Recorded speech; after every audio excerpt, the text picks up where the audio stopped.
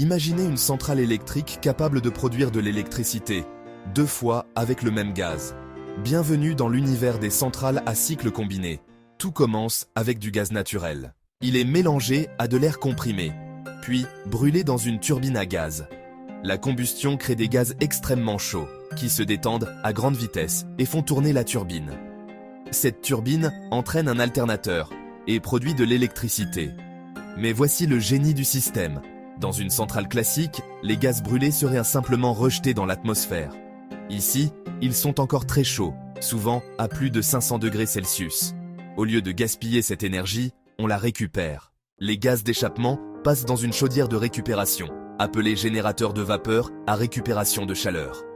La chaleur restante transforme de l'eau en vapeur sous haute pression.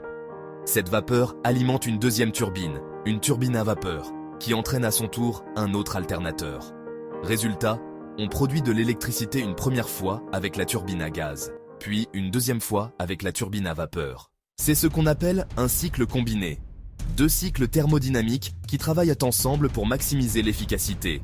Grâce à ce système, une centrale à cycle combiné peut atteindre des rendements supérieurs à 60%. C'est bien plus qu'une centrale thermique classique. Cela signifie moins de combustible consommé, moins d'émissions de CO2 par kilowattheure produit et une production d'électricité plus intelligente. En résumé, gaz brûlé, turbine à gaz, électricité, chaleur récupérée, vapeur, turbine à vapeur, encore plus d'électricité. 2 cycles, une seule source d'énergie, un rendement optimisé.